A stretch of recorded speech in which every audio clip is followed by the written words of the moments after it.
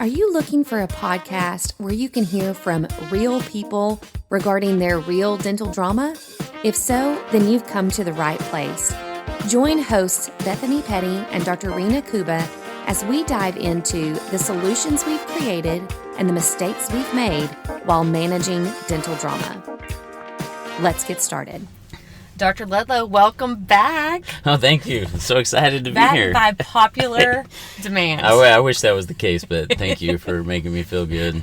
It really was. I was just sharing with you. I had a ton of great feedback. If you haven't listened to Dr. Ludlow's first episode, the No Manager Model, I had a ton of people afterwards say it was really illuminating. Illuminating? Yes. I thought they were saying to put them to sleep, but that's okay. No, it was good. It was good. So I have to have you back today, though, because it's interesting, as we were talking before we hit the record button here, I said, you're just kind of a naturally motivated person, and I want to hear, what you do to keep that motivation up. And you actually told me, no, I'm not a naturally motivated person. No, I think I'm just a good actor. No, it's interesting. I think like my default, or at least, when I go to bed or when I wake up in the morning, I don't know that I'm just, hey, let's wake up and get the day started. Yeah. Like, I've been trying to wake up early for the past 30 years of my life, and it just can't quite do it because people tell me you got to make your mornings work, right? So I don't know that I'm naturally that way, but I'm glad that it comes across that way. But I think that's part of it because that's who I want to be, and I do like getting things done. I feel very good when things are accomplished, but I do have to work on that. Like, that's not my normal default mode. Yeah. Well, and even, we're sitting here and we're on day 2 of a major change in your practice. And you are somebody that maybe that doesn't come from motivation, but it comes from something that drives you to constantly push to make changes. I mean, I feel like when we look at your practice, and we talked about this in the last episode, but you've got a fantastic practice, large, vibrant, booming, growing, all the things. Like, you could easily just try to ride that into the sunset and just stay status quo and finish sounds that way. Sounds like maybe we should have done that. Yeah, no, you're right. So we are all, I mean, it's become a joke in the office. There's a book called Who Moved My Cheese that talks about change and how important that is. And so one of my assistants is always talking about how I move her cheese every other week as we're trying to change and do things. And now that you say that, I'm like, well, what are we doing? But no, we've implemented a ton of different stuff, right? Yeah. We changed softwares. We have payment options that are different. We have these membership plans that are different than a lot of things. And I think what motivates us to do that is 2 things. One, for me, I like to do things that are different and new, and like to try things just for the sake of trying them. And number 2, I think is motivated on how can we make it that much better for the patient and for the staff as well. And for whatever reason, that motivates me to make things different. Mm-hmm. And maybe it's just, I want everybody to like me. And so whatever I can do to try to make people happy, except for right now, everybody's mad at me. So maybe that's not the real reason. This is going to be a great little therapy session for me as I try to figure things out. But I think it is motivated by that. Like, what's new? What can we do to make it better and make things better? And combine that with how that affects the patients and what they're seeing as they come to our office. Yeah. I think you're just the type of person that's always asking the question, could it be done better, or could it be done in a more efficient way? Even the staff meeting that we just had today, you encouraged your team in that. With this software change that you made, your encouragement to them was, don't just come to me with problems, seek out solutions, figure these things out on your own, and this is going to be better, but you got to put in the time and effort and energy to make it better. So I think you preach that to your team, but I also think you're, maybe even unbeknownst to you, I think you're naturally living that you're like, okay, if a big roadblock is our software, well then, okay, how can we make that better? How can we find something that that better serves our patients. And I think that drives you in a way that produces a lot of change in your practice. Yes, like my joke was going to be that I'm just like Hamilton, that he was never satisfied, right? So therefore I'm never happy either. But I think that's part of it. Like I really do get frustrated when people do things the way that they've always been done, just because they've always been done that way. Mm-hmm. And then when I've been on the other side of that, either as a patient or in some other aspect, and that didn't make me feel good. Right. So like I don't like that excuse. Mm-hmm. That to me, it shouldn't be that way. It should be okay, even though I can't necessarily change the world, but how can I make my little world, and by that I mean my patients and my practice, that much better? Yeah. You want to hear a little philosophical story where my wife broke me down on this? So I read Steve Jobs' biography, and I've been talking about this for 10 years. And there's a part in his biography where he talks about how he wanted to dent the universe. Mm. And you could make a case that he did, right? Everybody's got Apple, all this. Yeah. And so I was all motivated. You could probably see that in me. I'm like, oh, okay, this is my chance. I'm going to be just like Steve Jobs. I call my wife, and I'm like, hey, I'm going to figure this out. I'm going to figure out how to dent the universe. And she's like, she goes, you know what? Why don't you just come home and take care of your kids and love on your kids, and maybe they can go dent the universe. So like, but it's a real reality check of, okay, I can't probably change the universe, but I can maybe control and work on my own little world. Yes. Right?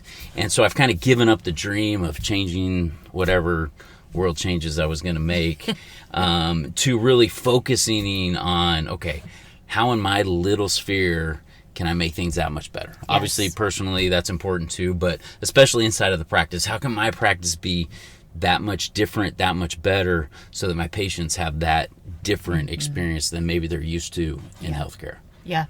I think that's such a good analogy. And you led with something similar, a little video in a team meeting that we had recently, where it's like, hey, you're probably not going to be remembered generations from now, you know? Yeah, 2 generations, nobody's going to know your name. Yeah. I mean, we barely remember the president's names, right? Right. So it's like, it really is kind of like live now in this moment and make the most out of what you've been given. Totally. And I think that denting your little universe is a philosophy that is very motivating when you think about it in that lens. Yeah, I think so. It's helped kind of give me some perspective. It's also helped me say, okay, well, we can try some things. If it doesn't work out, then we're going to pivot and do. Mm-hmm. And I think another thing that has been good for me is to be motivated with the fact of, okay, if I'm going to have to get out of bed and if I'm going to have to go do things, then I want to try to do it at least the best that I know how to do it. Mm-hmm. Like, otherwise, what's the point? What are we doing? Yeah. Right? And so never being satisfied and twisting and tweaking, because ultimately we want to get to this nice way of doing things and a better way of doing things. I think that does kind of keep me motivated. Mm-hmm. Yeah, I think so. And I think if we look back, I mean, every year I feel like in your practice, there's not only one major change, there's normally multiple major changes that kind of happen throughout the year, which is why it's the running joke among your team to just kind of brace themselves and prepare for it. But I think when you look at it through the lens of, I'm willing to take on the challenge of that change because I believe it's going to be better on the other side, then it's like, okay, we can power through change. If we're just doing change for the sake of change, well, what's the point? Right. But there's an intentional focus. It's going to be better for the patient. It's going to be better for the team. And we could be wrong in that, but we're willing to take the risk. You're willing to take the risk. Right. And I think that's because that's a core principle of mine. Like, when my kids would come home and they're like complaining about something, or they didn't get invited to the party that they wanted to get invited to. I mean, my kids were pretty cool, so I'm sure that never happened. But let's assume that happened, right? My default response to them was always, well, what did you do to make it so these kids didn't want to invite you? Right?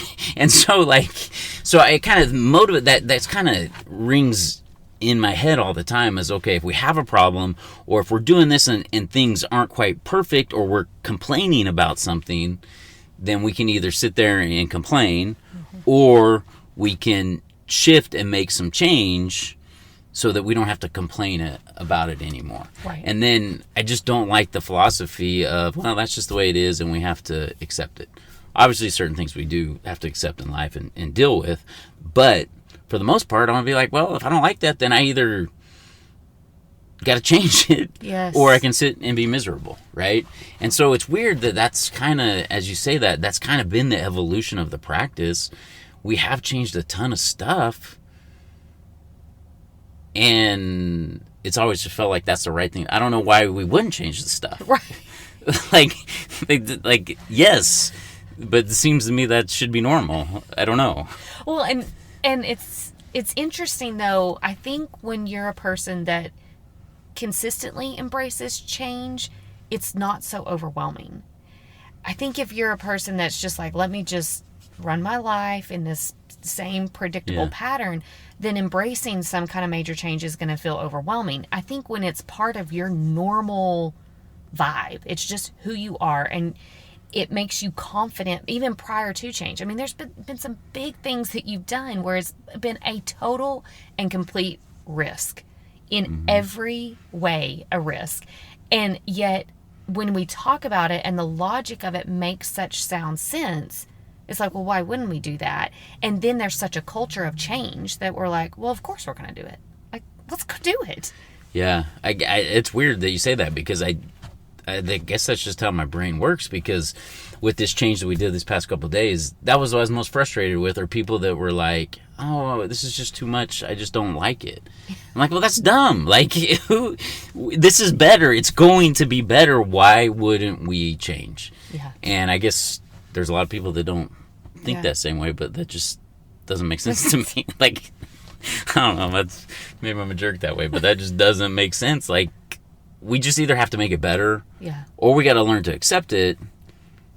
But I just don't like that very much either. Why would I accept something that I don't like? Right. Why are we willing to settle for that? Yeah. Rather than just, even if we embrace change and it's super uncomfortable and it doesn't yield the results, there's probably another solution. Yeah. And I think we talked about that a little bit last time. Like, I've been real fortunate to have people around me that have supported me and that are smarter than me. And so I really do trust that if we go down a road some way, we'll be able to pivot and find the new answer, even if it means the total 180, even though it's never been that way. Yeah. It's been, okay, we maybe to change like 30 degrees or something like that as things have evolved. So I'm just really lucky that I have people around me that make it safe to make those changes. We've been really lucky with this practice that it's grown, and so it would take a lot to just make it a total catastrophic failure. So I understand that, like, I'm in a little privileged bubble because of that. Yeah. But then my default is, okay, well, much is given, much is required. Okay, we better, if we're going to be given this little privilege of being able to do that, then we better sure as heck make the most of it. Yeah. And it's not fair to my patients or whatever to not take advantage of this privileged situation or this blessed situation, whatever we want to call it. We have to take advantage of that. Yeah. And we have to give back and do it the right way. Otherwise, we're jerks for taking advantage. Right.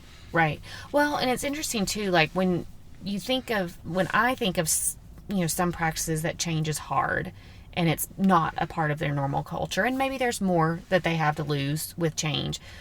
If I think about that situation compared to your practice and the level of change, I mean, there's an energy about it that it's like something's always going to be changing. But when we look back, those changes, I would venture to say, 90 to 95% of the time have worked. Yeah, I don't know really of a big failure that we've had other than maybe hiring the wrong people or doing some things like that. Absolutely. This year, from last year to this year, we've made some huge changes as far as getting out of network with insurance, implementing a membership plan that, to my knowledge, nobody else has done before. But I sat back and did the numbers. You did the numbers as well. We're up, and you didn't even see the QuickBooks, but the profitability is up like 100% from last year. so right, like those big changes, those things that we did, has actually made a profound difference. Like we're not near as busy, like from a volume wise, but the fees are up, the profitability's up. Ultimately, I'm hoping my patients are getting better care because of that. Yeah. We need to make sure the staff understands that. But so I do believe that most of the time change is good, especially like if you feel good about it going into it, right? But there's a lot of logic behind it. I mean, all the changes that I feel like you've made over the years, it's come out of, here's a problem. Let's dissect the heck out of this problem and look at all the potential solutions.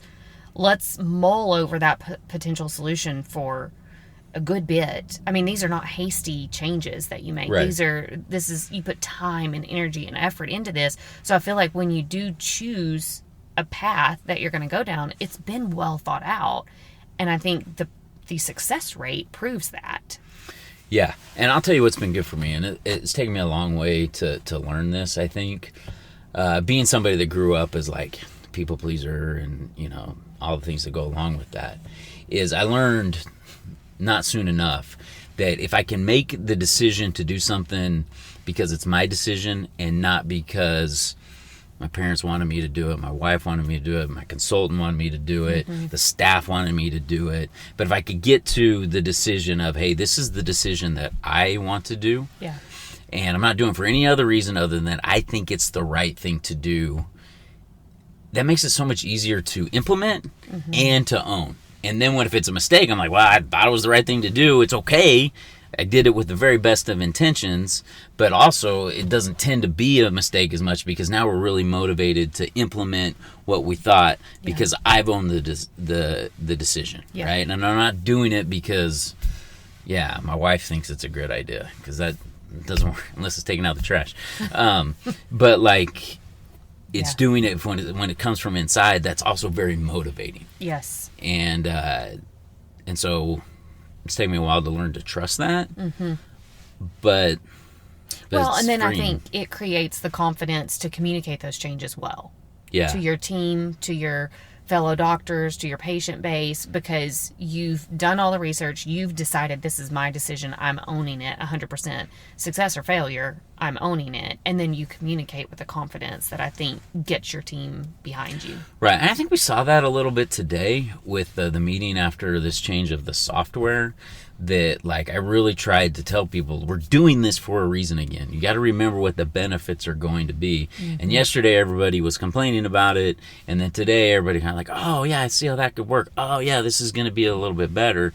And so if you have a little bit of a track record of, hey, we did something and it worked out good, then I can leverage, hey, just trust me on this, guys. It's going to be okay.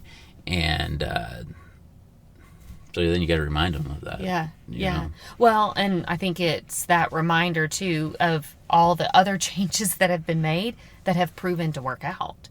Yeah. You know, because then you're like, hey, we're not constantly trying something new and totally failing. We're having some pretty good success. So we can trust, even though these decisions feel very uncomfortable, we're going to be better on the other side of it. You just got to wade through these murky waters, and it's going to be better on the other side. Yeah, and I think I need to get better at like portraying that to the staff, or being grateful that they're coming along the journey with us, because I know that is kind of hard for them. And so having the right people that will go with you can be very important. Yeah. And so I feel fortunate that we do have a majority of people that will come along for the ride. Yeah. And especially some of those that have been there for a while, they've seen this, and so they know that it's going to be okay. Getting the new people to see that is sometimes a little bit harder, but it is helpful that when you got, in general, really good staff. There's a good level of trust. Yeah. They're trusting you as their leader in the decisions that you're making, for sure. Yeah, that sounds like there's a lot of pressure on me now. Dang it. You're going to listen back to this and say, oh, crap. Now I got to deliver. So a practical question, though, that I have is we've talked about all these changes and how do you kind of navigate those changes. But I would say, number one, how do you keep the motivation? Because here you are, 20 years in on this. Like, how do you keep that going? And then I would say also, how do you even carve out the time to think about changes that need to happen? Yeah, so what was the first question? Sorry. I should have asked him one at a time.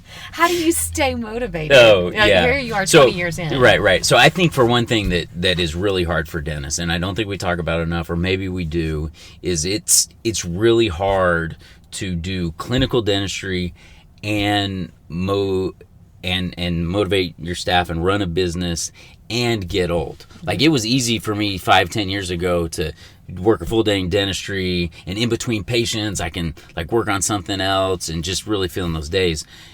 I think now that I'm getting old, like the days I see patients, it wears me out. Yeah. And I don't even see that many patients. Like, I don't know what the problem is. I don't work near as hard as I did. Not as busy schedule, right? But I get exhausted that way. So I think there are some real practical tips that we have to do to protect ourselves from getting burnt out. I've been fortunate that I got great associates, so I don't have to see patients every day, 4 days a week, 5 days a week.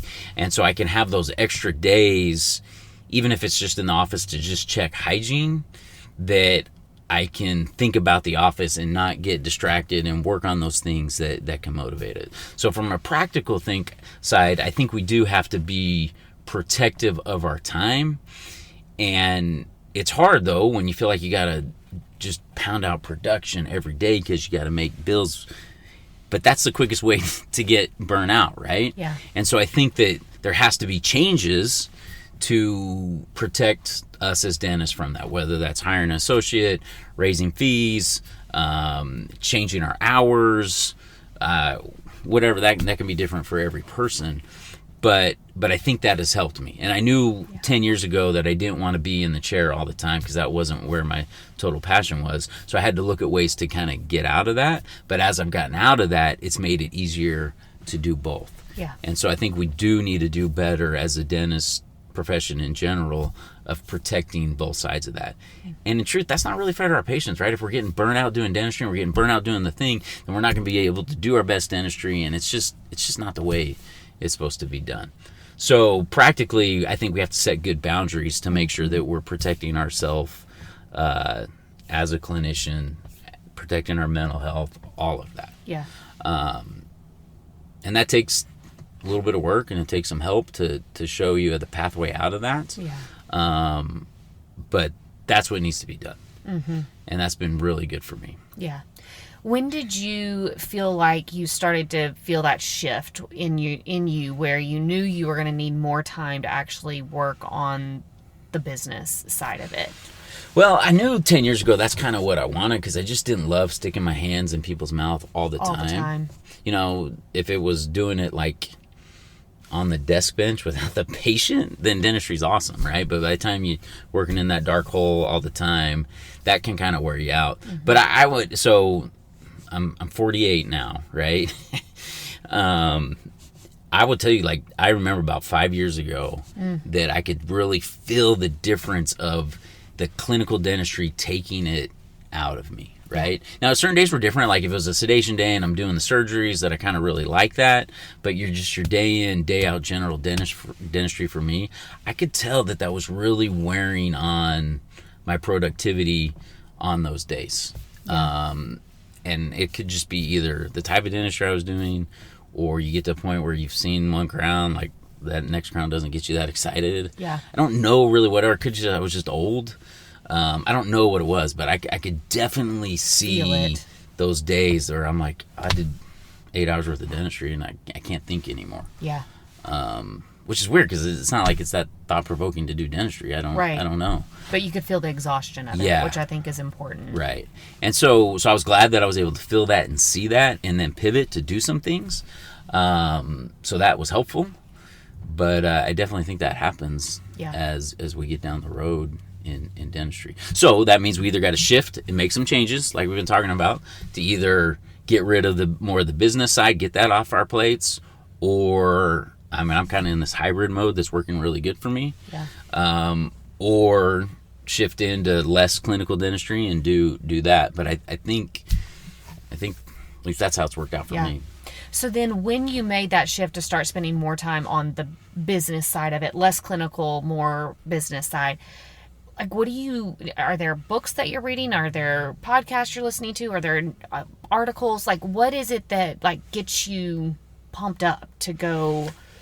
So I listen to a bunch of podcasts, but they're random. Yeah. From like health ones to mental health ones to sometimes dentistry ones to like yours, other ones that kind of get in there. I don't listen to a ton of music, so it's either a podcast or sports radio on the way home. Yeah.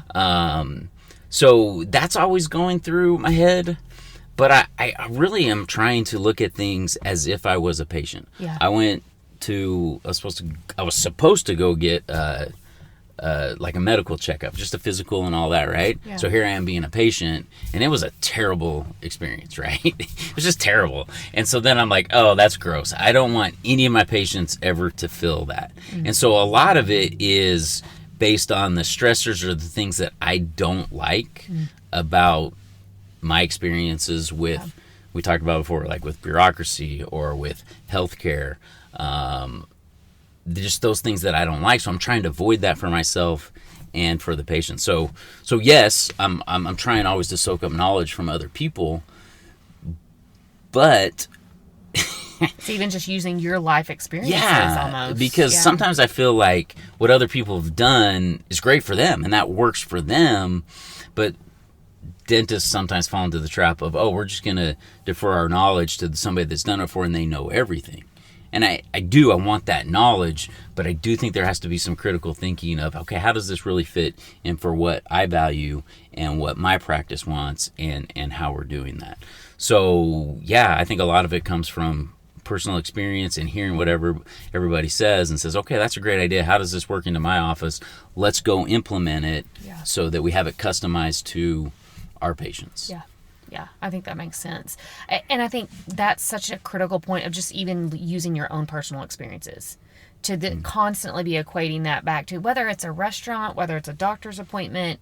I think we can gain so much just by evaluating what did I like about that interaction or what did I not like about that interaction, and then just letting your mind go to go, okay, well, how does that parlay over into my practice and what could we be doing differently? Right. And I do think, we talk about my innate nature. My brain sometimes does not slow down very well, right? And I can't find a hobby that like distracts me very well. Like I've looked for everything, right? And so I don't have that outlet with the hobby. So I've kind of almost translate that to, okay, my outlet is how do I make my practice better? Mm-hmm. How do I work on that? How do I keep my brain focused on those types of things? And so for me, I've just kind of embraced that as that's my fun thing, right? And I think that's okay. But I also think, too, it correlates so well with your willingness to change. Because if you just had a practice that was the same every single day for 20 years, at some point you go, okay, it's not quite that interesting anymore. But I think if it's constantly becoming something new, your curiosity is still piqued with it. Right. And I know that about me. Like I like new things. I like trying new things. I don't like the day in, day out of managing something, right? So fortunately for my practice has given me that outlet of curiosity and will this work and can we make this better and can we do that? And then like today I was just working on the software fixing a little treatment plan thing, and when I was done I was like, oh, that felt good. I nailed that, right? Like so there is some reward that comes along to the change and to working on it. You got to embrace those benefits as well, and that can feel good. Well, and it gives you other little things to celebrate besides the dentistry. So something as simple as we got this new software and you were able to fix up this really great treatment plan in it, and you're like, okay, I get to celebrate that little success. It's not dentistry, but it's like it is a success.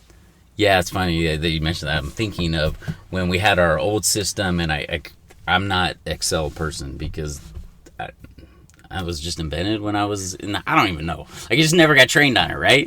Like, I just never knew that. But we had to create this little payment option Excel spreadsheet that our staff could use and all that, right? And it's funny, that didn't have much to do with dentistry. By the time we got it done, it looked good. It was pretty for the patients. It had everything we want on it. And that was just kind of like a cool, small little victory. But then in turn, made it easier for the staff, made it cleaner for the patients. And so it kind of gets this win-win thing when it was just a new thing that we had to create. So I think you're right on that there's some satisfaction in that. And I think when we can put other things besides the clinical dentistry into that category and experience satisfaction off of multiple aspects of the practice, that can be motivating. And it's like, okay, let's keep moving forward. Yeah, it is for me, right? I don't get super excited about the little crown margin or something like that anymore, right? Yeah. And maybe a big case is kind of fun, and I appreciate that when, you change people's lives and all of that, right? So those are good. But unless you have that type of practice, I mean, my practice is pretty family oriented, so there's wins in there, and I do believe that patients love coming to us. I think we do dentistry a little bit different, so they like that, and those are wins, and we appreciate that, and those relationships and all that, blah, blah, blah, blah, blah. That's good, right? But it can get a little bit mundane, and so tweaking the practice and making the way we look and present and how we treat those people, that's new and exciting and different, and that does keep me motivated. I mean, I think it keeps, at least from what I've witnessed, it keeps you motivated, but it also keeps the team sharp.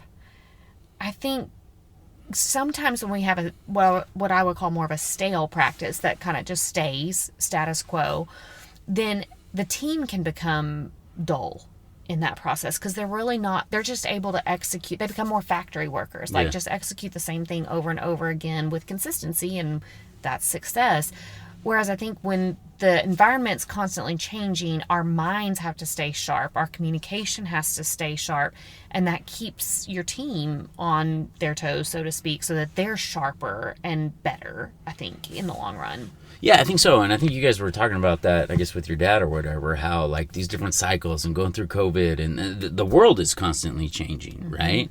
And so being willing to adapt and see that. One thing I don't love about businesses is they always feel like they have to grow and get bigger and bigger and bigger.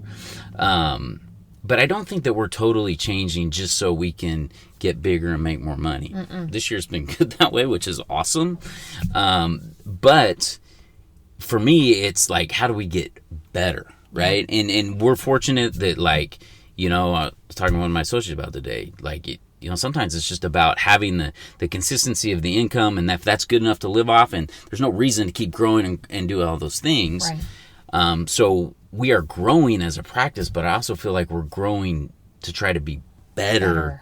And then we hope that the money pays off in the end. But even if it doesn't pay off, like, we're going to get this big payout or whatever, I think it's okay to be motivated to make things better.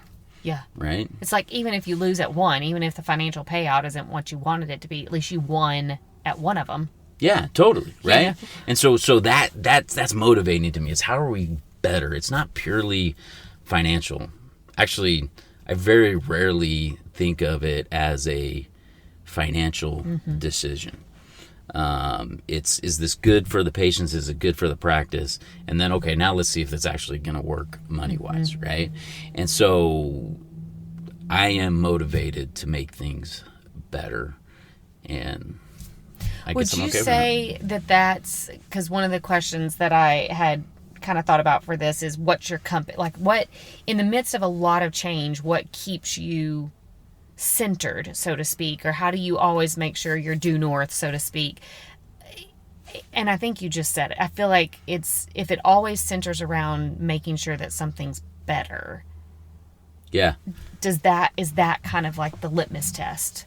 I think so, especially in my practice, right? Like sometimes, like I don't have the same motivation to twist and tweak on my home if we got to get the sprinklers better or the lights better or whatever. That doesn't quite get me excited.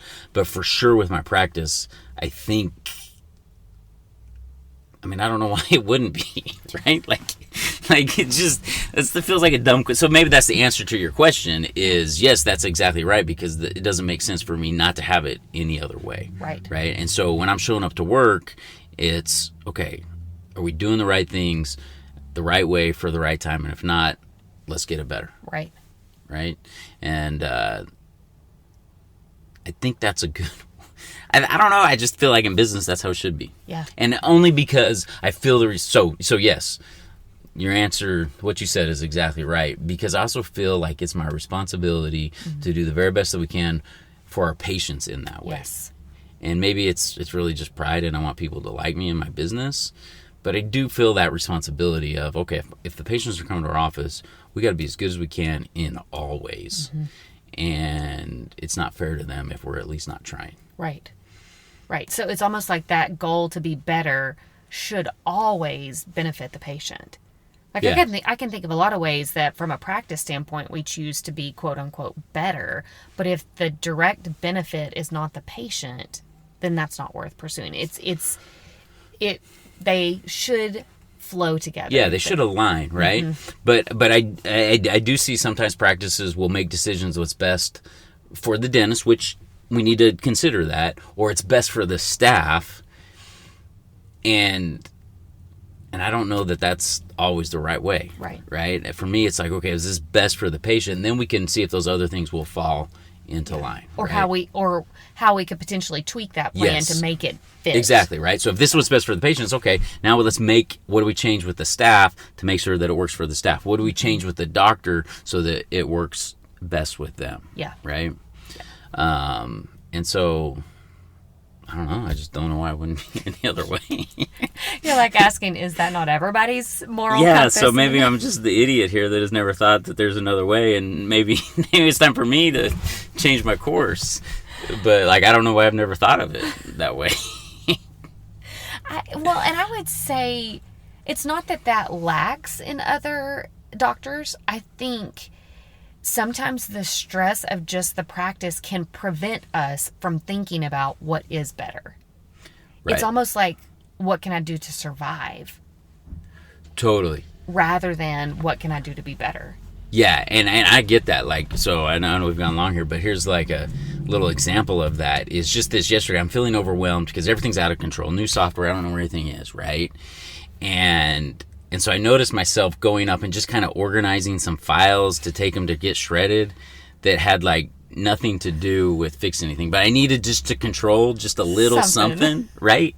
And so that's not lost on me. I understand those feelings, right? And I don't like those feelings. And so here I am yesterday. I'm like, okay, well, I can just keep taking these files out to get shredded, which it's just not good, other than it makes me feel better, right? I could have the staff do it. The shredder's not coming until Friday, so we got plenty of time. Just stupid stuff. So I totally get that, but I was kind of feeling paralyzed of, I just don't like the way this feels. So being cognizant of that was very helpful for me. I'm like, okay, we'll take this one box. Maybe I'll do one box a day just to kind of get there. And then I knew I had to sit down and, okay, let's plug through some things so I can get some real accomplishment done on stuff that's going to be good for the practice. And now I'm getting both done. Yeah. I'm feeling better because I'm not so paralyzed. I'm active, but I'm actually going to active on something that's going to make it better. Yeah. Because, you get too overwhelmed and you're just like, oh, I'm in survival mode. I don't care. But that's where people get hurt. Can't stay there. Yeah. Got to do something. Even if, like you said, finding something you can control that may not be very consequential, but, okay, take that little thing and control it so that you've got the energy to still power through and becoming better. Yeah, and so that's what happened yesterday. I did this little things on the boxes, and it was good. It was clean, and then I'm like, all right, that's dumb. Now I feel better. Let's go do some real work, right? So having those little things is important, but I totally get that. It's just when I'm my best self, that's not the right answer, right? The answer is not to go away or shy away from things. The answer is to step into it, and then it's going to be fine. Yeah. Right? If we don't lean into the hard stuff, then we're never going to get where we want to. No. And again, I hope that this would be encouraging for somebody that's earlier in their career, because here you are, sitting at 20 years in, and you can look back and say you've done a lot of hard things. You've made a lot. When I say a lot of changes, it's just looking back is so many changes. It's ridiculous. It's a ridiculous amount of changes. It's dumb. But it is worth it. I think you would sit here now and go, looking back, there would be nothing that you would unchange. That change has led to a point where you're like, no, I stand by it, and I'm still pursuing that level of change to be better because I know it pays off in the end. So if you'll just wade through the hard stuff, the payoff's there. Yeah, and I've had to change my mindset. Like, I hear this a lot, or not a lot, but I think a good way of looking at struggles and hard steps is you can either say, well, crap, here we go again, this is going to be hard, or we can look at it and say, all right, here we go again, this is going to be fun, because we know the outcome of it is going to be better. Right? Yep. And so just saying the same words of here we go again with the tone of crap, or okay, let's do it. Here we go again, we know that's going to get us somewhere. And so whatever, it's a mental game. Yeah. It's a mental game that you have to play with yourself. Yeah, and I have to remind myself of that. Yeah. And because I feel like I'm just like everybody else. It's just trying to survive half the time. But the more I remind myself, and the more I tell myself and look at it different ways and try to keep myself that way, I mean, it's paid off okay.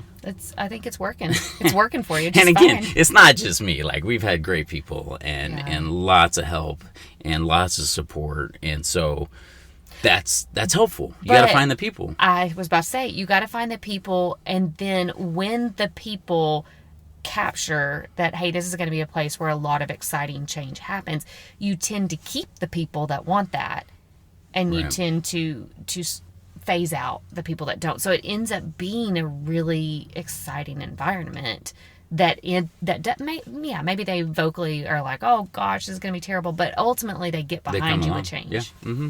Totally. So. And I would say that to keep myself motivated, gosh, I keep talking here, is I remember a time in my life where I was like, okay, I got to start weeding out the crap, whether it's my staff, my friends, my people around me, and like get surrounded with people that I can trust and have support with.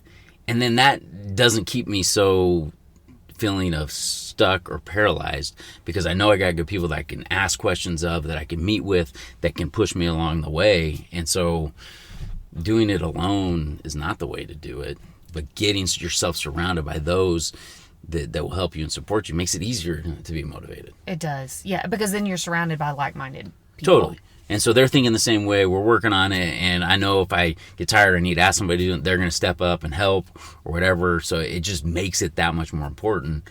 I mean, it's stuff that we all should know, but I think we should be active on who we're putting ourselves around us, because then you don't get so burnt out. You got the people to help you and do that, and that's what's worked for me, and I've been grateful for that. Well, and I think you're right. I think it's things that we know.